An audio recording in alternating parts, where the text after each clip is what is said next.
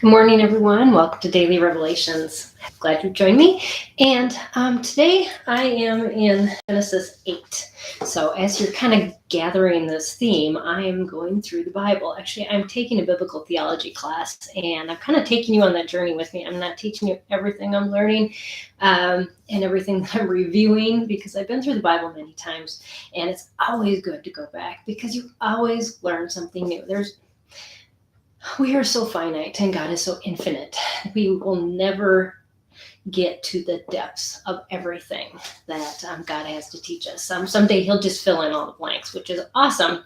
But knowing more about Him while we're here and learning to walk with Him better and gathering as much as we can and being stewards of what He has given us is so very important. And that's really what this is about. And as I'm taking you through all these things, I want you to understand that just whatever you can get in your life, more of God, it is going to just bless you over and over again. And it doesn't mean that it's going to just be, Oz and all of this all over the place. Sometimes it's really hard. And that's kind of what we're talking about today with Noah is in Genesis 8, it takes us through Noah being locked in the ark. And what was God doing? And why did He make him wait so long in that ark? And as I looked at, I was reading through both Genesis 7 and 8 today. And the thing that really struck me about Genesis 8, as I went back through it, was this process of waiting and what God was actually accomplishing while He made Noah stay still and stay in that ark, even though the water had receded. And you're thinking, why didn't He just let him out? Why keep him and all the animals all in that confined space when the ark had set down? And then they waited some more, and there was evidence that the land was clearing, and yet there they stayed. Well, I have an analogy in my own life to kind of share with you about why God made them stay. There's those times, that chaos, that those flood times in our lives where we run to God and we know we need Him in those times of chaos. God took my family out of living in a city and plucked us on a farm. Now, I always tell this story because it is so bizarre. I never wanted to live on a farm. I don't mind having, I have a cat in here, a cat and a dog, but sheep, cows, chickens, no, and I didn't have a green thumb either. But God laid on both mine and my husband's hearts, we needed to move to a farm. That's where He wanted us. And we got up and we obeyed. And guess what? I actually grew things. I delivered sheep and calves, things that I never thought I would ever do out of obedience to God. That was a flood time in my life. It was hard. It was really hard living in Minnesota with extreme temperatures, doing all those things, learning all these new skills, being stretched beyond belief. On top of that, we had renters that relationship stretching, because having people on your property that you do not see eye to eye with was really difficult. Bringing a Muslim student into our family to live with us for 11 months, and it's an exchange student. My son going through severe depression, us taking care of foster kids for over a year that were dealing with extreme things going on in their lives, even though they were only 4 and 2. What they had seen had tore them apart. And integrating all that into our family was mass chaos.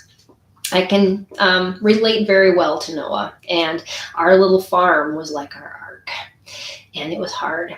But then there was this time of rebuilding where I started doing a blog and really digging in to the things that God was teaching me in that place of healing, of restoring all the chaos that had happened. Our family had also gone through some time with gut healing, and we were starting to see the fruit of eating well, and all of that junk coming out of us, and just how much restored our bodies were and prepared. But that waiting is hard because I still didn't want to live on a farm, and I was getting pretty tired of the cold winters and everything that involved the anxiety that I had with just taking care of animals. I don't know if, when animals depend on you for their life. I mean, pets are one thing. We got animals out in the cold, and it was very hard for me. And I think about all of that and what God was doing during that time, and what God was doing when he was making Noah and his family sit. He was preparing them. But on top of that, he was preparing the land outside. Just think of the muck and the devastation that flood caused. If Noah and the animals would have gotten up, they probably would have died by disease that was brought to the surface and spread all around. They even tell you when you clean up a house after Harvey happened here, I mean, people were wearing gloves and masks, and I did laundry for one family, and I just threw it all out of my driveway and sprayed it down before I even allowed it in my house, because they had river water just sweep through their home, and it was all the bacteria was in their clothes. And so we have to think and remember that God doesn't make us wait and rebuild just because he's being mean to us. There's a purpose in that time, that quiet resting time that we need after a time of chaos, and we need to take it. We need to not rush into the next thing, because if we do, we're not prepared. And if we do, God hasn't prepared for us the even greater blessing. The trees were already producing fruit by that time. The dove came back with a twig with, stuff on it, not just a blank twig. It had growth. The ground had enough time to rebuild the turf, the surface, so they weren't sliding in the muck, at least as much. All these things that needed to happen, and the wood dried out, so Noah could even create a fire to do a burnt offering to God. Just think how wet that wood was. So there's so many things that factor in that we don't even think about, and we just have to trust God. And Noah's an example. It doesn't mean that Noah didn't wrestle with God. That was one of my big points here. Is he probably prayed to God every day, why am I still here? Why are we stuck in this ark? And I remember getting to the end of that time and how God just increased in me a desire to just pour into praying and wrestling with him about, okay, I really feel it's time to go. I am done on this farm. Just release us. And when that release came, oh, how beautiful it was. We were able to move back into the city and move to a milder climate in Texas, which I am so thankful for every day as I think back to all the things that we endured in that place. And for those of you still living up north, I'm so sorry.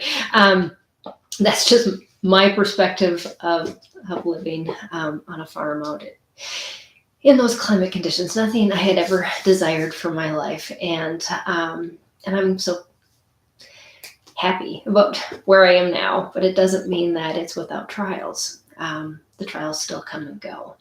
But that was a time of life where it was definitely my flood and our family's flood, and God brought us through. And we tell stories of that all the time. I was telling a friend just the other day, we talk about those hard times a lot at our dinner table.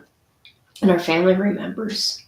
We remember what we learned. We remember how much it stretched us, how much it grew us. So that's just what I want you to remember, that God protects you to grow you.